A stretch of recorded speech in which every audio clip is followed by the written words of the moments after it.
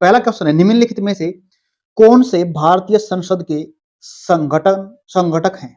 मतलब जो हमारा संसद बनता है ना, वो किस किस अंग से बनता है? अगर हम संसद की बात करते हैं, उसके 3 अंग होते हैं। एक होता है, ये अंग का मतलब हम एक ऑफिस लेते हैं। क्या बोला मैंने? अंग का मतलब हम ऑफिस मानते हैं। इसके अंदर राष्ट्रपति भी होता है, इसके अंदर राज्यसभा भी होती है और इसके अंदर लोकसभा भी होती है। तीनों होते हैं इसके अंदर। तो सही जवाब क्या रहेगा इसका? इसका सही जवाब रहेगा जी डी। अगर हम बात करते हैं सदन की, क्या बोला मैंने? अगर हम बात करते हैं सदन की, सदन कितने होते हैं? सदन होते हैं इसके अंदर 2। क्वेश्चन 2 तरीके से आता है, जो हमारा संसद है उसके कितने अंग होते हैं? अगर अंग की बात करता है तो अंग होते हैं 3। अगर हम बात करते हैं अपने सदन की, सदन होते हैं उसके अंदर 2, एक होता है लोकसभा और एक होता है राज्यसभा। इस क्वेश्चन को बड़े ध्यान समझ लेना। हमारी जो संसद है उसके अंग बोले तो 3 और उसके सदन बोले, सदन की बात होती है तो 2 होती है। एक होता है लोकसभा और एक होता है राज्यसभा। एक चीज और समझते हैं, लोकसभा को हम निम्न सदन बोलते हैं। क्या बोलेंगे? लोकसभा को हम निम्न सदन कहते हैं, राज्यसभा को हम उच्च सदन बोलते हैं। क्या बोलते हैं इसको? उच्च सदन बोलते हैं। उच्च सदन। ये जो लोकसभा होती है इसको भंग किया जा सकता है। क्या बोलेंगे? लोकसभा को भंग किया जा सकता है, लेकिन राज्यसभा को कभी भंग नहीं किया जा सकता। उम्मीद करता हूं समझ में आ गया होगा। नेक्स्ट क्वेश्चन अपना आज का, भारत में साइमन कमीशन निम्नलिखित में से किस वर्ष आया था? देखो, साइमन कमीशन हम एक 1919 का भारतीय अधिनियम पढ़ते हैं। क्या पढ़ते हैं? 1919 का भारतीय अधिनियम, जिसको मोंटेगू चेम्सफोर्ड रिफॉर्म्स या सुधार भी बोलते हैं। इसके अंदर एक प्रोविजन डाला गया था। 1919 के अधिनियम के तहत एक प्रोविजन था कि आने वाले 10 साल के बाद इस अधिनियम को या इन रिफॉर्म्स को चेक करने के लिए 10 साल के बाद, कितने साल के बाद? 10 साल के बाद एक कमीशन आएगा जो ये चेक करेगा, जो ये अधिनियम बनाया गया 1919 का, क्या इसके अंदर कुछ चेंज करना है या इसको कंटिन्यू रखना है। इसी के अंदर एक प्रोविजन यानी प्रावधान डाल दिया गया। लेकिन क्या हुआ, जब 1927 के अंदर, क्या बोलेंगे? 1927 आना तो कब था? ये 1929 के अंदर आना था, लेकिन 1927 के अंदर ही बना दिया गया था। क्या बना दिया गया? साइमन कमीशन बना दिया गया था। यानी एक चीज और बताता हूं आपको, साइमन कमीशन, इसमें कितने मेंबर थे? इसके अंदर एग्जामिनर पूछ लेता, मेंबर कितने थे? इसके अंदर 7 मेंबर थे और वो सभी के सभी क्या थे? वो सभी के सभी इंग्लिश थे, यानी अंग्रेज थे। इसलिए इसको व्हाइट कमीशन बोलते हैं। क्या बोलते हैं इसको?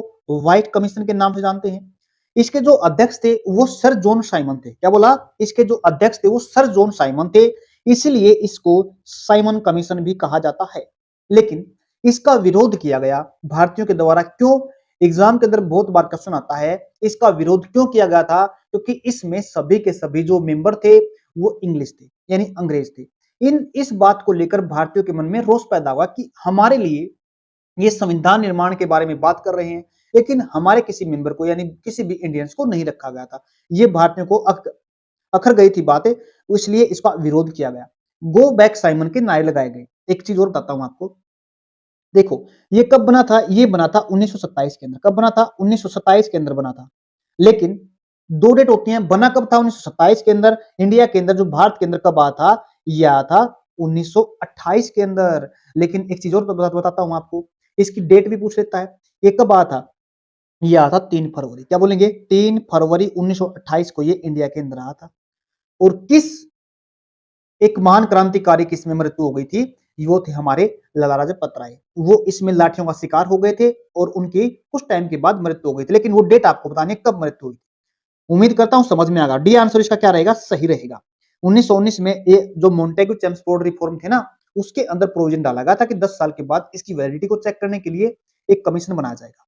नेक्स्ट क्वेश्चन देखते हैं, थर्ड क्वेश्चन, पाक जल संधि यानी पाक स्टेट क्या है?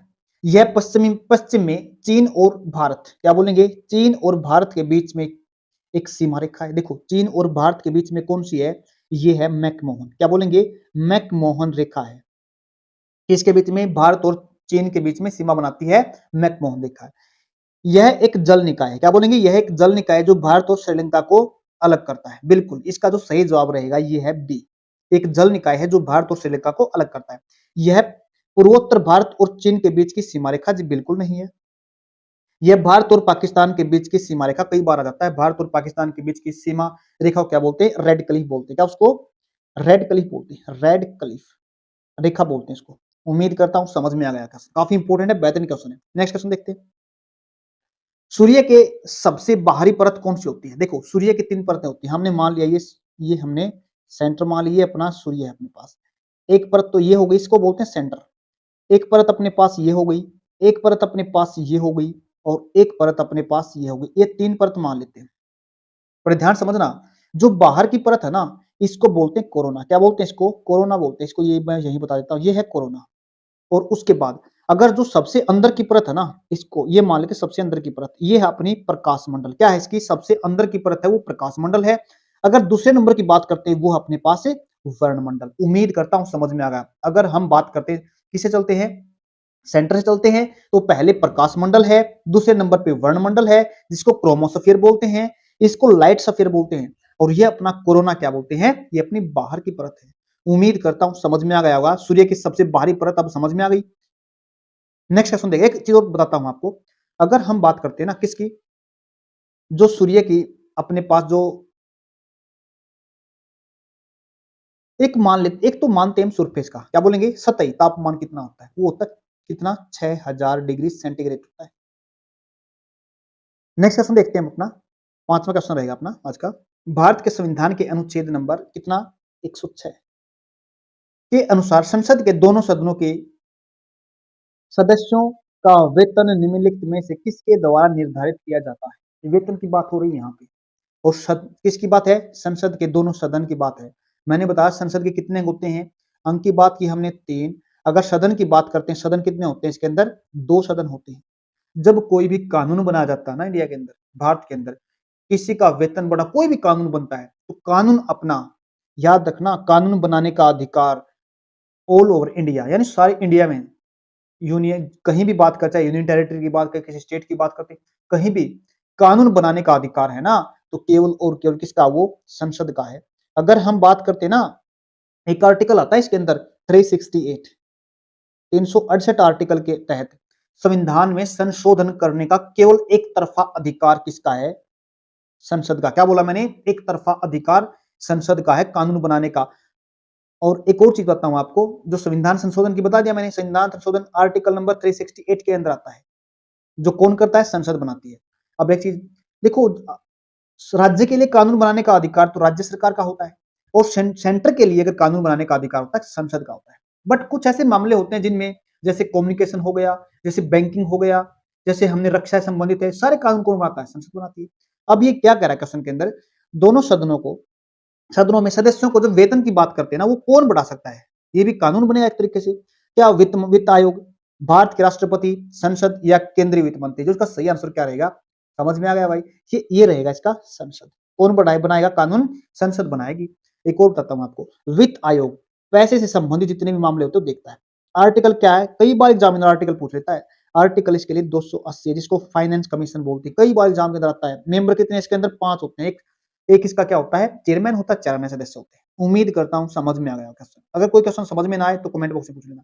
एक आर्टिकल और बताता हूं आपके लिए, आर्टिकल नंबर 108, संयुक्त अधिवेशन आता है इसके अंदर। क्या बोला मैंने? संयुक्त अधिवेशन आता है आर्टिकल 108 के तहत। संसद का कौन बुलाता है उसको? उसको राष्ट्रपति बुलाता है, और उसकी अध्यक्षता कौन करता है? लोकसभा का स्पीकर। और जो सामान्य बिल के लिए, क्या बोला मैंने? सामान्य बिलों के लिए होता है ये ज्वाइंट सिटिंग, जिसको क्या बोलते हैं? संयुक्त अधिवेशन। किसके लिए होता है? सामान्य बिलों के लिए, लेकिन न कि संवैधानिक संशोधन बिल के लिए नहीं होता, सामान्य बिलों के लिए होता है। उम्मीद करता हूं समझ में आ गया होगा। नेक्स्ट क्वेश्चन देखते हैं आज का। निम्नलिखित में से कौन सा कथन गलत है? बड़े ध्यान से देखना इस बात को। किसके बारे में बात की है? गलत के बारे में बात की है। भारतीय रिजर्व बैंक का 1949 में राष्ट्रीयकरण किया गया था। ये बात बिल्कुल सही है। भारतीय राष्ट्रीयकरण कब हुआ था? जो अपना आरबीआई है उसका हुआ था 1949 के अंदर। नेक्स्ट क्वेश्चन, भारतीय बैंक ने अप्रैल 1947 तक पाकिस्तान के केंद्रीय बैंक के रूप में कार्य किया। बिल्कुल गलत बात है। क्या? ये बिल्कुल गलत बात है। आगे देखो, ऑप्शन सभी पढ़ने आपने। भारतीय रिजर्व बैंक की स्थापना हिल्टन यंग आयोग की अनुशंसाओं के आधार पर हुई। बिल्कुल हुई जी, ये क्वेश्चन भी बिल्कुल। कौन सा आयोग था वो? हिल्टन यंग आयोग था। आगे देखो, नेक्स्ट है, भारतीय रिजर्व बैंक ने 1 अप्रैल 1935 को अपना प्रचालन आरंभ किया। बिल्कुल किया जी, ये बिल्कुल सही आंसर है। मतलब देखो, ए भी ठीक है, सी भी ठीक है और डी भी ठीक है, यानी जो इसका आंसर गलत है वो सिर्फ कौन सा है जी? B answer. तो पूछा क्या है? गलत पूछा गया है। उम्मीद करता हूं समझ में आ गया। नेक्स्ट क्वेश्चन देखते हैं। बायोगैस के संबंध में निम्नलिखित में से कौन सा कथन गलत है? बायोगैस बायोगैस में मीथेन की मात्रा 1% से कम होती है। नेक्स्ट देखो, बायोगैस बिना धुआं उत्पन्न किए जलती है और कोई अवशेष नहीं बचता। बायोगैस के उत्पादन में पादप अवशेषों, वनस्पति अवशिष्टों और वाहित मल का उपयोग किया जाता है। बायोगैस को गोबर गैस के रूप में भी जाना जाता है। बिल्कुल सही बात है। बायोगैस को किसके रूप में जाना जाता है? गोबर गैस। इसमें भी क्या बताना हमारे को? गलत बताना है। गोबर गैस कहते हैं इसको। दूसरी बात, ये कहां से? ये बनती है पादप अवशेषों से और अपशिष्ट पदार्थों से बनती है, मल मूत्र से बनती है। आगे देखो, बायोगैस बिना किसी धुएं के जलती है। बिल्कुल सही बात है। ये कोई अवशेष नहीं रहता, ये भी बात बिल्कुल सही है। आगे देखो, बायोगैस में मीथेन की मात्रा 1% है। ये बात बिल्कुल गलत है। बायोगैस में अगर मीथेन की बात करते हैं ना, तो ये लगभग कितनी होती है? 55 से 75% तक होती है। किसकी? मीथेन की। और इसके अंदर पानी की मात्रा करें ना, तो पानी की मात्रा लगभग कितनी होती है? 25 से लगभग 30% तक होती है वाटर की मात्रा। उम्मीद करता हूं समझ में आ गया। नेक्स्ट क्वेश्चन देखते हैं अपना। सोडियम बाइकार्बोनेट का उपयोग किया जाता है अनेक रासायनिक उद्योगों में ऑक्सीकारक कर्मक के रूप में, पेयजल के को कीटाणु रहित बनाने में। इसमें जिसको लाल दवाई बोलते हैं ना, उसका प्रयोग किया जाता है इसमें। तो इसमें नहीं किया जाता, इसका गलत हो गया। तो जल की स्थायी कठोरता को दूर करने के लिए, जी बिल्कुल ये सही आंसर है इसका। क्या बोलेंगे? जो अपने पास सोडियम बाइकार्बोनेट होता है, जिसका फॉर्मूला क्या होता है? Na2 सोडियम बाइकार्बोनेट CO3 होता है इसका। कई बार फॉर्मूला भी एग्जामिनर दे देता है। क्या करता है? ये स्थायी कठोरता को दूर करता है। इसका सही आंसर रहेगा सी। आगे देखो, कपड़ा उद्योग में कपास और लिनेन और व्यंजक के रूप में बिल्कुल नहीं। यानी इसका सही आंसर क्या रहेगा जी? सही आंसर रहेगा सी। नेक्स्ट क्वेश्चन देखते हैं अपना। भारत के संविधान सभा में मौलिक अधिकारों, अल्पसंख्यकों और जनजातीय व बहिष्कृत क्षेत्रों से संबंधित सलाहकार समिति के अध्यक्ष कौन थे? काफी इंपोर्टेंट क्वेश्चन है ये। जो इसके जो सलाहकार समिति के अध्यक्ष थे ना, वो कौन थे? वो थे अपने वल्लभ भाई पटेल। काफी इंपोर्टेंट क्वेश्चन है ये। क्या बोलेंगे? वल्लभ भाई पटेल थे। बहुत इंपोर्टेंट क्वेश्चन है ये, कई बार एग्जाम के अंदर आया गया है। इस एक 1928 के अंदर, क्या बोलेंगे? 1928 के अंदर एक बारदोली सत्याग्रह डाल। बारदोली सत्याग्रह था गुजरात में। बारदोली कहां पे? गुजरात के अंदर है। उस सत्याग्रह के अंदर किसने पार्टिसिपेशन किया था? वल्लभ भाई पटेल ने। और वहां की जो औरतें थी, महिलाएं थी, उन्होंने इसको सरदार की उपाधि दी थी। किसकी दी थी? सरदार की उपाधि दी थी। किसको? वल्लभ भाई पटेल को। उम्मीद करता हूं समझ में आ गया। नेक्स्ट क्वेश्चन देखते हैं। मैदानों के विषय में निम्नलिखित में से कौन सा कथन गलत है? बड़े ध्यान से देखना, बात किसकी चल रही है? गलत की चल रही है। मैदान समतल भूमि के बड़े विस्तृत भाग होते हैं। बिल्कुल होते हैं। ये कथन बिल्कुल सही है। निकालना क्या है? गलत निकालना है। आमतौर पर मैदान बहुत उपजाऊ होते हैं। बिल्कुल होते हैं, उपजाऊ भी होते हैं। भारतीय गंगा का मैदान भारत का सबसे विरल जनसंख्या वाला क्षेत्र। बड़े ध्यान देख, छोटी क्या एक वर्ड डाला है, विरल। विरल का मतलब होता है जहां पे जनसंख्या बहुत कम होती है। क्या होती है? जहां पे जनसंख्या बहुत कम होती है। जैसे राजस्थान में बहुत कम जनसंख्या होती है, जहां पे बंजर भूमि होती है, कई जगह पे तो रेत ही रेत मिलता है हमारे को। वहां पे जनसंख्या क्या होती है? कम होती है। तो क्या बोला गया यहाँ पे? विरल जनसंख्या। जी बिल्कुल भी नहीं है। ये इसका सही जवाब रहेगा। विरल जनसंख्या नहीं, सघन जनसंख्या यहाँ की। कुछ मैदान नदी निक्षेपों द्वारा बनते हैं। ये बिल्कुल सही है। इसका आंसर क्या रहेगा? जो गलत आंसर है इसका, जो गलत बताना था ना, गलत तो केवल ये है इसके अंदर। उम्मीद करता हूं समझ में आ गया होगा। नेक्स्ट क्वेश्चन देखते हैं अपना आज का। निम्नलिखित में से कौन सा शब्द शहद का उत्पादन किस में आता है? कौन सी कल्चर होती है? उसको बोलते हैं एपीकल्चर। क्या बोलेंगे उसको? एपीकल्चर बोलते हैं, यानी मधुमक्खी पालन कहते हैं। अगर हम बात करते हैं बागवानी को बोलते हैं हॉर्टिकल्चर। क्या बोलेंगे उसको? हॉर्टिकल्चर कहते हैं। रेशम कीट यानी सेरिकल्चर बोलते हैं। क्या बोलते हैं उसको? रेशम कीट को सेरिकल्चर बोलते हैं। और पीसी कल्चर एक वर्ड आता है, पीसी कल्चर। पीसी कल्चर में क्या आता है आपका? मत्स्य पालन बोलते हैं। क्या बोलते हैं इसको? मत्स्य पालन बोलते हैं पीसी कल्चर को। एक एक क्वेश्चन और आता है आपका, विटिकल्चर। क्या बोलेंगे?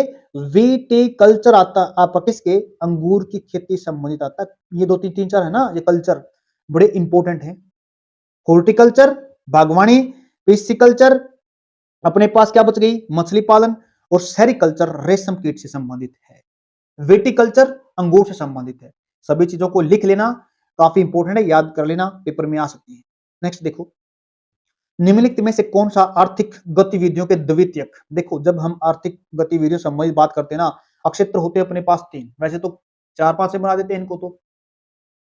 एक होता है प्राथमिक क्षेत्र। प्राथमिक क्षेत्र वो होते हैं जो सीधे किससे जुड़े होते हैं, भूमि से जुड़े होते हैं। किससे जुड़े होते हैं, भूमि से होते हैं। जैसे जैसे खनन हो गया, मछली पालन हो गया, कृषि होगा, सीधा किसी सीधा प्राथमिक क्षेत्र है। द्वितीयक क्षेत्र क्या होता है, जहां पे हम किसकी बात करते हैं, मैन्युफैक्चरिंग की बात करते हैं, जहां पे उत्पादन की बात करते हैं। मैन्युफैक्चरिंग में क्या होता है, जहां पे हम कोई चीज बनाते हैं। प्राथमिक क्षेत्र से लेके उन चीजों को क्या करते हैं, बनाया जाता है उनको। जैसे देखो बैंकिंग है, बिल्कुल सर्विस सेक्टर है, ये नहीं अपना थर्ड, ये तृतीय में आता है। उसके बाद परिवहन, परिवहन भी नहीं है क्योंकि सेवा, सेवा कहां से मिलती है हमें, तृतीय क्षेत्र में आती है। चीनी कारखाना, जी कारखाने में क्या बनती है, चीनी बनती है, इसको बोलते हैं तृतीय। क्या बोलेंगे इसको, तृतीय क्षेत्र के अंदर आता है ये अपने पास। भंडारण बिल्कुल भी नहीं है। का सही आंसर क्या रहेगा। नेक्स्ट क्वेश्चन देखते हैं, निम्नलिखित में से कौन सी रबी की फसल है, फसल सॉरी नहीं है। चना बिल्कुल है, उसके बाद सरसों बिल्कुल है, जौ बिल्कुल है, कपास नहीं है जी। बड़े ध्यान से सुन लेना, क्या है, कपास इसके अंदर रबी की फसल नहीं है। उम्मीद करता हूं समझ में आ गया होगा। नेक्स्ट क्वेश्चन देखते हैं आज का। असहयोग आंदोलन के दौरान निम्नलिखित में से किस प्रांत में चोरी चोरा कांड हुआ था, चोरा चोरी कांड जी कहां पे हुआ था, ये हुआ था उत्तर प्रदेश यानी यूपी में गोरखपुर डिस्ट्रिक्ट में। कहां पे, गोरखपुर डिस्ट्रिक्ट के अंदर हुआ था ये अपने पास चोरा चोरी चोरा घटना। कहां पे हुआ था, उत्तर पश्चिमी सीमांत प्रांत पे, मध्य प्रांत पे, उड़ीसा में या संयुक्त प्रांत में। इसकी बात करते हैं तो ये क्या था अपना, संयुक्त प्रांत के अंदर हुआ था चोरी चोरा घटना। ये कब हुई थी, जो 1920 के अंदर, क्या बोला मैंने, 1920 के अंदर असहयोग आंदोलन चला था। वो 1922 तक चला था। कब तक चला था, 1922 तक चला था। लेकिन अचानक से आते ही फरवरी 1922 में ये अचानक से क्या हुआ, चोरी चोरी घटना। इसके अंदर क्या होता, एक भीड़ थी, कुछ लोगों की जो आम सामान्य लोग थे, वो भीड़ थी, चल रही थी, कोई जलसे के लिए जा रहे थे। लेकिन कुछ पुलिस वालों ने उनके साथ क्या कर दी, छेड़ाखानी कर दी। तो उन्होंने क्या, गुस्सा में आकर उन पुलिस वालों को ही जला दिया था। लगभग 20 से 21-22 के आसपास जले थे, शायद 21 या 22 के आसपास पुलिस वालों को जला दिया था। उम्मीद करता हूं समझ में आ गया क्वेश्चन भी। नेक्स्ट क्वेश्चन आज का, तो सुनो एक एक चीज और देखता, इस चोरा चोरी घटना को, इसी घटना को मद्देनजर रखते हुए जो महात्मा गांधी थे, उसने असहयोग आंदोलन को वापस ले लिया था। असहयोग आंदोलन को वापस लेना कारण क्या था, चोरी चोरा घटना जो कहां पे हुई थी, यूपी गोरखपुर में। उम्मीद करता हूं समझ में आ गया होगा। एक चीज और घटी थी इसके बाद, 1922 में जो चोरा चोरी घटना हुई थी, असहयोग आंदोलन को वापस ले लिया गया था। इसके ठीक बाद में एक पार्टी बनाई गई थी, क्या बोलेंगे, पार्टी बनाई गई जिसको स्वराज पार्टी बोलते हैं। क्या बोलते हैं, स्वराज पार्टी के नाम जाना। तो वो किस किसने बनाई थी, मैं बताता हूं। दो इंपोर्टेंट पर्सन थे उसके अंदर, एक तो जवाहरलाल नेहरू था, सॉरी मोतीलाल नेहरू, और एक और था, वो आपने कमेंट बॉक्स में बताना है। नेक्स्ट क्वेश्चन करते हैं आज का, भारत में निम्नलिखित में से किस फसल की कृषि लगभग विशिष्ट रूप से दक्षिणी, किसके बोलेंगे, दक्षिणी राज्य। दक्षिणी राज्यों में एक बात और समझते हैं, पहाड़ी क्षेत्र है, क्योंकि वहां पे जब हम ऐसे बात करते हैं ना, एक यहाँ पे लगता है पश्चिमी घाट, यहाँ पे लगता है पूर्वी घाट। यहाँ पे क्या है, यहाँ पे अपने कौन से क्षेत्र हैं, यहाँ पे पहाड़ी क्षेत्र है। और पहाड़ी क्षेत्र में क्या होती है, आपकी कॉफी होती है, कपास होती है, चाय होती है, फिर बांस होती है। यहाँ पे किसकी खेती की जाती है, कॉफी की खेती की जाती है। कॉफी काफी अच्छी मात्रा में होती है यहाँ पे। उम्मीद करता हूँ समझ में आ गया। नेक्स्ट क्वेश्चन अपने पास, भारतीय अर्थव्यवस्था में नकदी का प्रबंधन, नकदी होती है अपने जो धन से संबंधित होता है, पैसे संबंधित प्रबंधन में निम्नलिखित में से किसके द्वारा किया जाता है, भारतीय प्रतिभूति एवं विनिमय बोर्ड, भारतीय बैंक संघ, या फिर भारतीय रिजर्व बैंक, या फिर केंद्रीय वित्त मंत्री। जितने भी पैसे से संबंधित मामले है ना, पैसे का लेना देना है, कोई भी काम है ना पैसे संबंधित, सारे के सारे काम करता आरबीआई। ये सभी का माई बाप है, सभी बैंकों का। सेंट्रल बैंक ऑफ इंडिया इसी को कहा जाता है, सरकार का बैंक इसी को कहा जाता है। पैसे संबंधित कोई भी किसी पे कंट्रोल करना, सारा का सारा काम इसी का है। तो क्या रहेगा ऑप्शन सी। नेक्स्ट क्वेश्चन देखते हैं, भारत के संविधान में निम्नलिखित में से किस अनुच्छेद में यह उल्लेख किया गया है कि राज्य ग्राम पंचायतों को संगठित करने के लिए कदम उठाएंगे। आर्टिकल बताना है इसके अंदर हमारे को, अनुच्छेद 40 है, 48 है, 36 है, या फिर 34 है। इसका सही जवाब क्या रहेगा, अगर हम बात करते हैं ग्राम पंचायत, तो ये अपना अनुच्छेद है 40। काफी इंपोर्टेंट है, जो ग्राम पंचायत के बारे में बताता है। आर्टिकल नंबर 35 से लेके, क्या बोला मैंने, आर्टिकल नंबर 35 से लेके 51 तक हम डीपीएस की बात करते हैं। क्या बोलेंगे, डीपीएसपी की, सॉरी 36 से किसकी बात करते हैं, डीपीएसपी की बात करते हैं। आर्टिकल नंबर 12 से लेके 35 तक हम बात करते हैं अपने फंडामेंटल राइट्स, किसकी बात करते हैं, फंडामेंटल राइट्स की बात करते हैं, यानी मौलिक अधिकारों की बात करते हैं। भाग नंबर किस में आता है, ये 3 में आता है। ये भाग नंबर किस में आता है, 4 में आता है। भाग नंबर सीधा पूछ लेता है। ये अपने हैं DPSP, directive principle of state policy, यानी आर्टिकल 36 से लेके 51 आर्टिकल तक कहा गया है इसके बारे में। एक इंपॉर्टेंट आर्टिकल और बताता हूं मैं आपको, आर्टिकल नंबर 44 पेपर के अंदर काफी बार आ जाता है। यानी जो अगर हम बात करते हैं ना आर्टिकल नंबर 44 की, ये बताता हमारे को यूनिफॉर्म सिविल कोड के बारे में। क्या बोलेंगे? यूनिफॉर्म सिविल कोड के बारे में बताता है। समान आचार संहिता की बात करता है आर्टिकल, पेपर में पूछ लेता है समान आचार संहिता हमारे को किस भाग में, भाग नंबर 4 के अंदर बात करता है। अगर बात करता है हमारे को डीपीएसपी के अंदर आती है फंडामेंटल राइट्स, तो आप कह सकते हो डीपीएसपी के अंदर आती है आर्टिकल नंबर 44। बट आर्टिकल किसमें? ग्राम पंचायत के बारे में 40 में कहा गया। नेक्स्ट क्वेश्चन देखते हैं। जिस दर पर किसी देश का केंद्रीय बैंक, क्या बोलेंगे? केंद्रीय बैंक बोला गया है। अपना केंद्रीय बैंक कौन सा है? आरबीआई है। अभी बात की मैंने कौन सा अपना केंद्रीय बैंक? आरबीआई, गवर्नमेंट का बैंक आरबीआई। अपने क्षेत्र में वाणिज्यिक बैंक हो, जैसे वाणिज्यिक बैंक का मतलब कौन से हो गए? जैसे वाणिज्यिक बैंक जैसे एसबीआई हो गया, बैंक ऑफ बड़ौदा हो गया, ये कौन से होते हैं? अपने पास वाणिज्यिक बैंक हो गई। से धन उधार लेता है। कौन से? जो वाणिज्यिक बैंक होते हैं ना, किससे? केंद्रीय बैंक से धन उधार लेते हैं। निम्नलिखित में से उसे क्या कहा जाता है? जिस दर से वो लेते हैं ना, क्या बोलेंगे? जिस दर से वो उधार लेते हैं उस दर को क्या बोलते हैं? रिजर्व रेपो रेट या रेपो रेट, इसको बोलते हैं रेपो रेट। क्या बोलेंगे इसको? Repo rate. यानी आरबीआई जिन बैंकों को पैसा देता है जिस रेट पे, उसी को क्या बोलते हैं? रेपो रेट बोलते हैं। और अगर मान लेते हैं कल को आरबीआई को पैसे की जरूरत पड़ गई और बैंकों के पास ज्यादा पैसा है, वो क्या करते हैं? जो बैंक अदर बैंक होते हैं, जैसे मैंने अभी बात की एसबीआई की या फिर बैंक ऑफ बड़ौदा की बात की, अगर इनके पास ज्यादा मात्रा में पैसा, एक्सेस मात्रा में पैसा हो जाता है, तो ये क्या करते हैं? कुछ मात्रा में अपना पैसा आरबीआई के पास रख देते हैं। इसी को क्या बोलते हैं? रिजर्व रेपो रेट बोलते हैं। क्या बोलते हैं? रिवर्स रेपो रेट बोलते हैं। एक बात का और ध्यान रखना, जो अपनी रेपो रेट होती है ना, ये हमेशा क्या होती है? ज्यादा होती है किसके? रिजर्व रेपो रेट के। ये बात याद रखना, यानी ये हमेशा ज्यादा होती है किसके? ये जो रिवर्स रेपो रेट है ना, इसके। ये बात क्वेश्चन ध्यान रखना, पेपर में पूछ सकता है। क्या रेपो रेट कम होगी रिवर्स की? नहीं, बिल्कुल भी। रेपो रेट होगी हमेशा ज्यादा किससे? रिवर्स रेपो रेट से। उम्मीद करता हूं, देखो रेपो रेट के अंदर तो आरबीआई बैंकों को पैसा देता है, और एक्सेस मात्रा में जब ज्यादा मात्रा में पैसा हो जाता है, तो बैंक क्या करते हैं? सारे के सारे आरबीआई के अंदर पैसा रख देते हैं, और जो उस रेट से पैसा मिलता है ना सभी बैंकों को, उसी को बोलते हैं रिवर्स रेपो रेट। उम्मीद करता हूं समझ में आ गया होगा। नेक्स्ट क्वेश्चन अपने पास, भारत के निम्नलिखित में से किस वायसराय के द्वारा घोषणा की अगस्त प्रस्ताव कहा जाता है? अगस्त प्रस्ताव कब आया था? ये पहले क्वेश्चन देख लेते हैं इसको। ये आया था जी 8 अगस्त 1940 को आया था। कौन थे उस टाइम पे? लॉर्ड रीडिंग थे, लॉर्ड विलिंगटन थे, लिलिंथगो थे, या फिर चैम्सफोर्ड। चैम्सफोर्ड तो मैंने बताया था ना अभी अभी आज क्लास में बताया था। मोन्टेगू चैम्सफोर्ड के सुधार थे ना, वो 1919 में आए थे। ये तो नहीं है इसका। देखो इसका सही आंसर क्या रहेगा? इसका सही आंसर रहेगा लॉर्ड लिलिंथगो। जब सेकेंड वर्ल्ड वॉर कब से? 1939 से 45 तक चला था सेकेंड वर्ल्ड वॉर। इसमें जब जरूरत पड़ी ना, भारतीय सेना की जरूरत पड़ी, तो वहां से अमेरिका ने दबाव डाला भी भारतीयों को भी सहारा ले, कि भारतीयों को भी युद्ध में लेके आओ, क्योंकि उनको लग रहा था ये हार जाएंगे।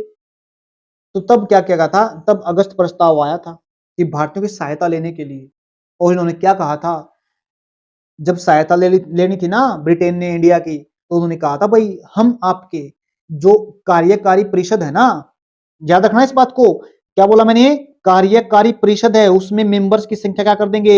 इंक्रीज कर देंगे। दूसरी बात, युद्ध के बाद आपके लिए संविधान बनाएंगे, ये चीज रखी गई थी ताकि भारतीय सपोर्ट करें। लेकिन इसको प्रस्ताव को ठुकरा दिया गया था। सही आंसर क्या है? सी लिलिंथगो का सही आंसर रहेगा।